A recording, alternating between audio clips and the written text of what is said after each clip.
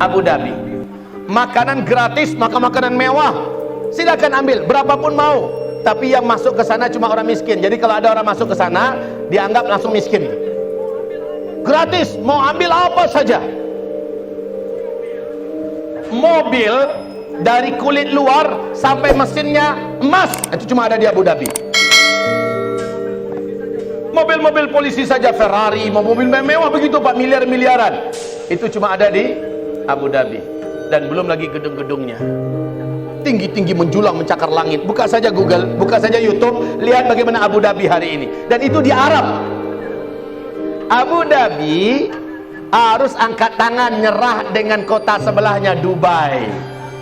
Dubai sampai hari ini masih memegang rekor gedung tertinggi nomor 1 di dunia. Ternyata bukan di Hong Kong, bukan di Tokyo, bukan di Sydney, bukan di Melbourne, bukan di Paris, bukan di London, bukan di New York, tetapi di Arab, tepatnya di Dubai. Nama gedung tertinggi nomor 1 di dunia adalah Burj Khalifa. Tingginya 818 meter. Kalau kita ke bawah, lihat ke gedung kayak gini ngelihatnya.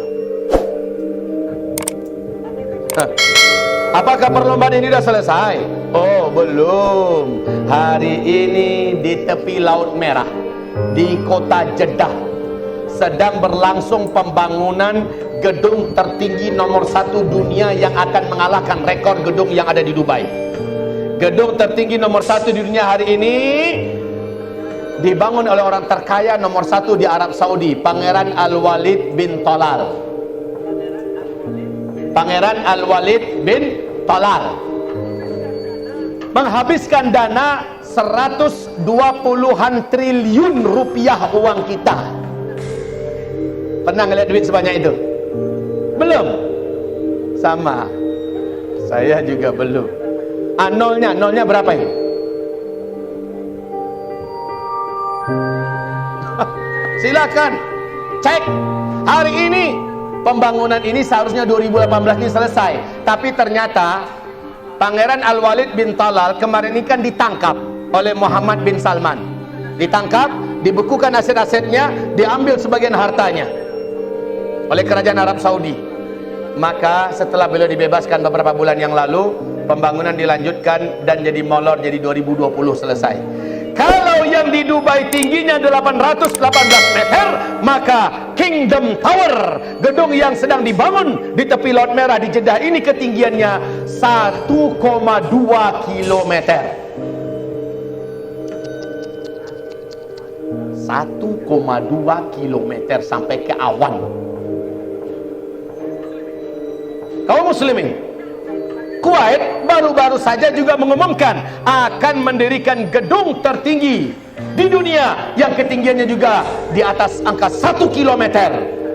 Perhatikan hadis Nabi, jika zaman itu sudah kalian temukan, maka jarak masa antara kalian dengan kiamat sudah sangat dekat. Inilah dia zaman kita, nggak ada zaman yang lain. Hadisnya sahih, tidak terbantahkan dan tidak bisa direkayasa. Oke, boleh saya menulis? Mudah-mudahan yang jauh bisa fokus melihat dan Allah tajamkan matanya. Kalau sana tidak nampak juga, andalkan pendengarannya, tapi mata fokuslah terus melihat ke arah ustadz dan papan tulisnya. InsyaAllah Allah mudahkan kita mencerna dan memahami. Rasulullah Sallallahu Alaihi Wasallam menyebutkan di dalam hadis diriwayatkan oleh Imam Ahmad.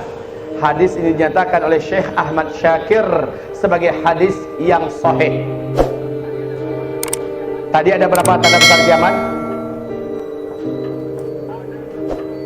Ada 10 tanda besar kiamat. 7 tanda besar kiamat.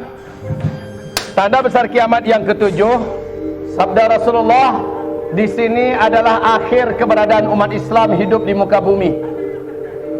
Apa yang terjadi?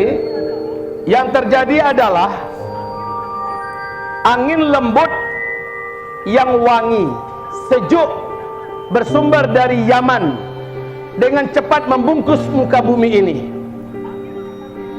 Angin lembut ini berbau wangi kasturi. tetapi membawa pesan kematian. Siapa saja orang yang beriman di muka bumi ini, saat tersentuh oleh angin itu, saat terhirup olehnya angin tersebut, maka saat itu juga, di tempat itu juga dia langsung tergeletak meninggal dunia.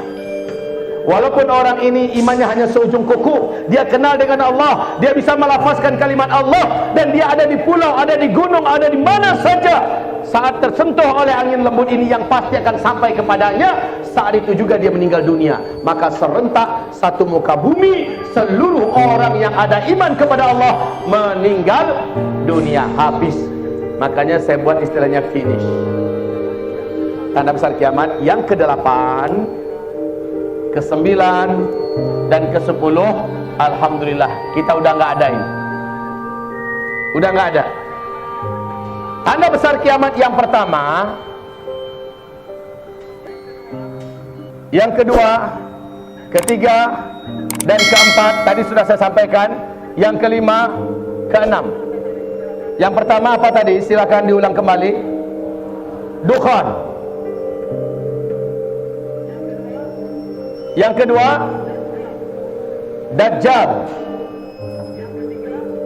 Yang ketiga, Isa alaihi salam. Yang keempat, Ya'juj dan Ma'juj. Lepasnya Ya'juj dan Ma'juj. Habis Ya'juj dan Ma'juj, Allah izinkan umat Islam memasuki masa-masa aman. Dan disinilah Islam kembali memimpin seluruh dunia. Dan masa ini Allah sebutkan dalam Al-Quran surat An-Nur ayat 55, tegaknya kembali khilafah Islamiyah memimpin seluruh dunia. Ta'ummul arda, seluruh muka bumi ini masuk dalam wilayah kekuasaan Islam.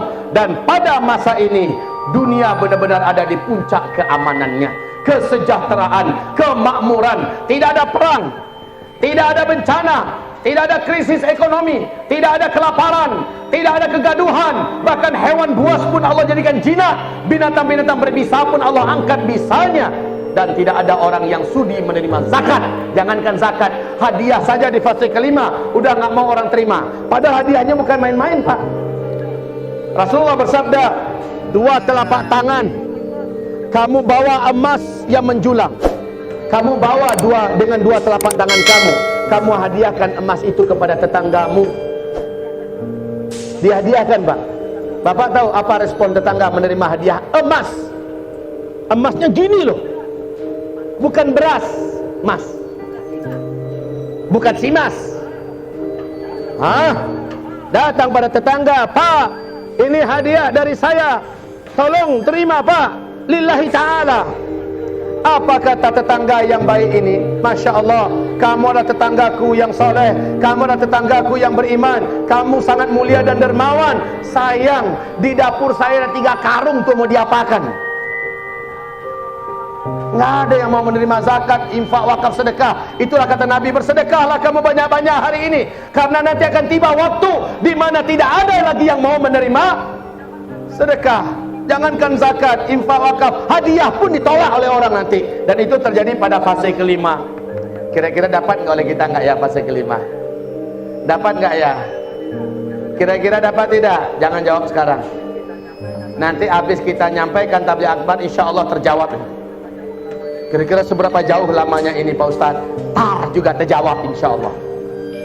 Lanjut.